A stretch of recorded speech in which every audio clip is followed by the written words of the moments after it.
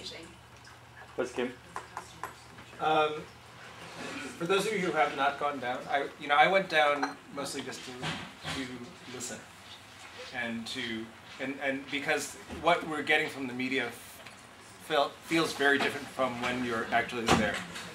And so if you can go down with the spirit of openness, and you'll, of course, you have your own agendas, right? You have your own concerns, and you want to voice those things.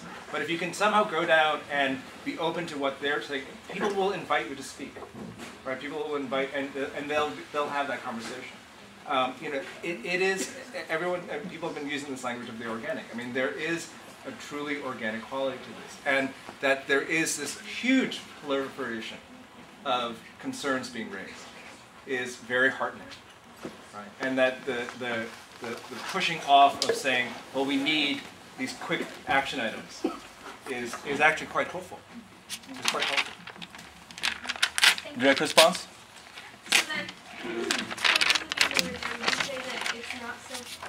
For those of you who were there, would you say that it's not so much about one particular solid main message as it is just saying that we are the 99% and we will have our voices heard about the many things that we are having issues with personally and publicly within America and the way America is being run? Okay, 1, 2. I'm Libby. Yeah, I think it's kind of more of just I think we're using this movement as a tool to learn how to discuss things again and reorganize almost our legislation and political how we discuss what's right and wrong and how we discuss what people deserve. So obviously that branches out to every possible issue we're having, and we're having a few. So I think the reason, what inspired me most about the movement and what stood out as the overarching theme wasn't really the whole corporate greed thing, but was just how can we learn how to work as a people again. Eliza? I was just going to say that this might have been what you said. I'm sorry. It's okay. But I think that there was a lot of different messages that were present, but there were.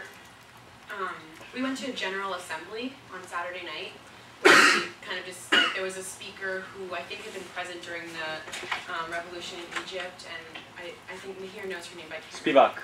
Spivak.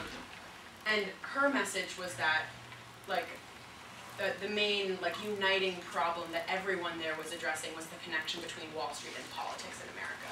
And I think a lot of the problems that people were upset about were stemming from that. Anything from GMOs to Monsanto to, you name it, were kind of stemming from that. At least that's how I see it. So there's not really a unifying call, but that is a connecting thing. So. Any direct responses? Okay, 1, 2. Short quote first. Go ahead. I guess my problem is that I personally don't know yet if I want to say that Wall Street is responsible for sort of influencing politics. I mean, I'm sure there are a lot of people who could give me a lot of persuasive evidence or actually empirical evidence that's incontrovertible that it is, but I personally just don't know. And my view is